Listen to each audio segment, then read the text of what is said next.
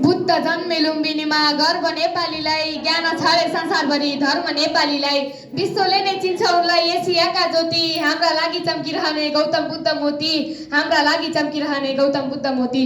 धन्यवाद कार्यक्रम सञ्चालक ज्यू आदरणीय एस सभाका सभाध्यक्ष महोदय, मञ्चमा विराजमान कार्यक्रमका प्रमुख अतिथिज्यू, विशिष्ट अतिथिज्यू, अन्य अतिथिज्यूहरू, निष्पक्ष निर्णायक मण्डल आदरणीय गुरुवर्गहरू, प्रतिस्पर्धामा आफूलाई खरु साबित गरी विजयको माला पहिरन तब तयार रहनुभएका मेरा प्रतिस्पर्धी मित्रहरू तथा यस सभामा उपस्थित सम्पूर्ण महानुभावहरू, अमर आदर्श माध्यमिक विद्यालयको कक्षा 8 मा अध्ययनरत म छात्रा प्राञ्जल पौडेलको तर्फबाट स्वीकार्नुहोस् ज्ञान नमस्कार।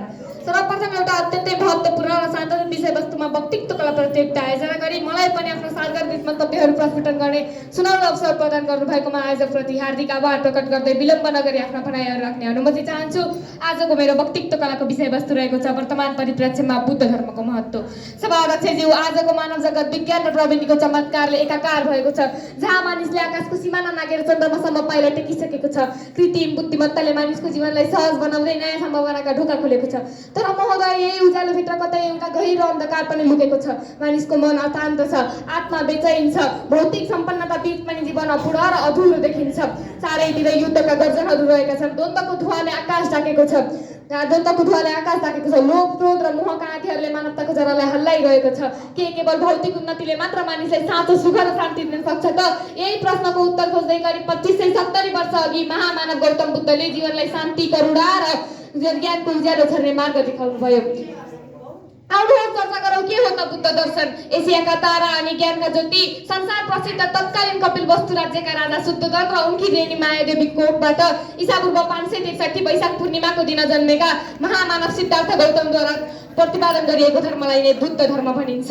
हाल संसारको चौथो ठुलो धर्मका रूपमा रहेको यस धर्म संसारभर करिब 50 करोड मानिसहरूले मान्ने गर्दछन्। नेपालको पनि दोस्रो ठुलो धर्मका रूपमा रहेको यस धर्म संसारका चरम विकसित र सुखी राष्ट्रका रूपमा पहिचान बनाएका सिङ्गापुर, जापान, थाइल्यान्ड जस्ता देशहरू बौद्ध दर्शनको चेतना र विकासकै कारणले गर्दाखेरि त्यहाँसम्म पुगेका हुन् भन्ने कुरा बुझ्न जरुरी छ। बौद्ध धर्म सत्य र अहिंसामा आधारित छ।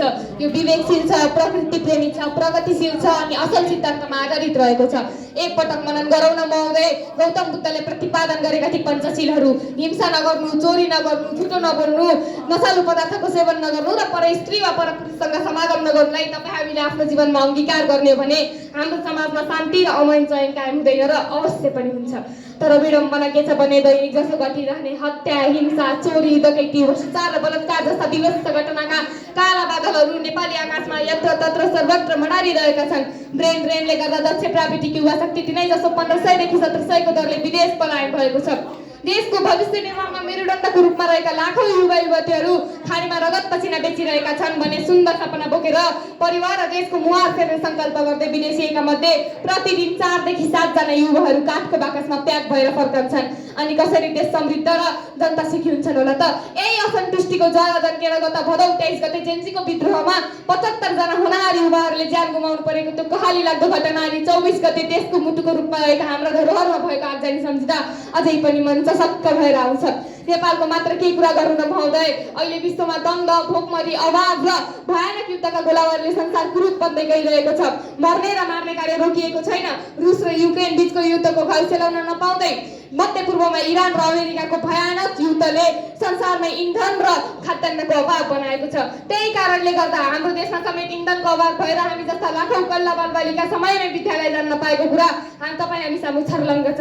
त्यसकारण महोदय, जब मानिसका मनमा कुविचार, कुभावना र लोभले आश्रय पाउँछ तब मानिस दुराचार, हिंसा र अशान्तिको मार्गमा हिँड्न थाल्दछ।